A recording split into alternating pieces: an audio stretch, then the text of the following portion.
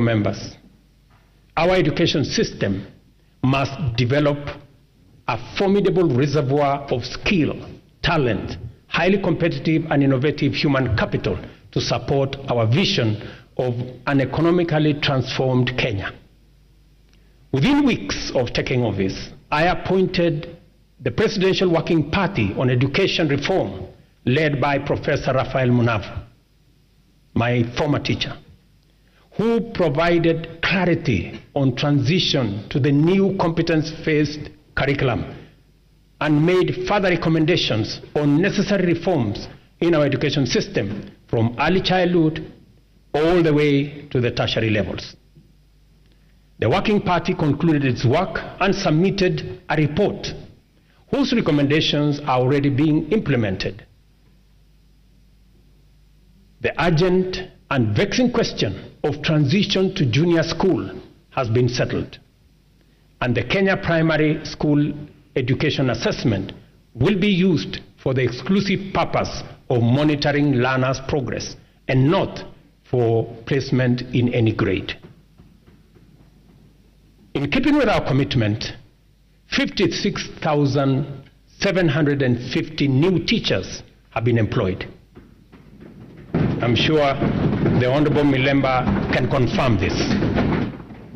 While 8,200 primary school teachers were retrained to equip them with capacity to effectively deliver learning and teaching at junior school levels.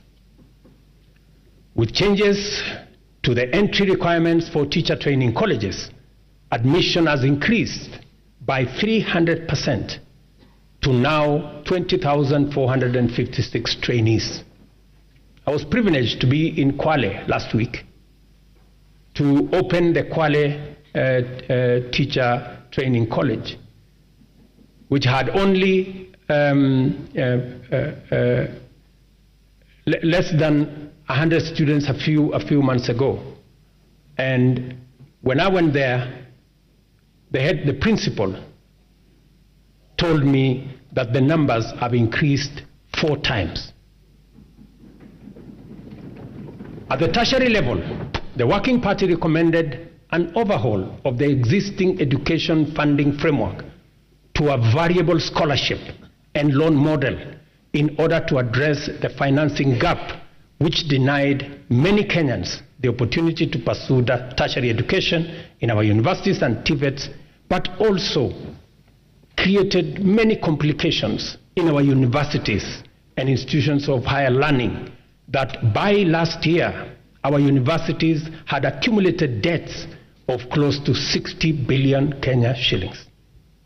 I sat down with all the vice chancellors of our 41 public universities, and we came up with a proposal that we are now implementing.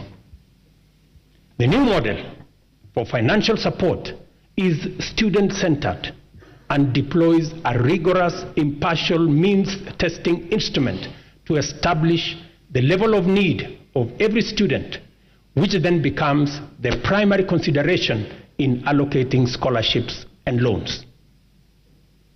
To fully democratize our education system and make higher education accessible and affordable to all, we have also chartered the Open University of Kenya, following requisite cabinet and parliamentary approvals.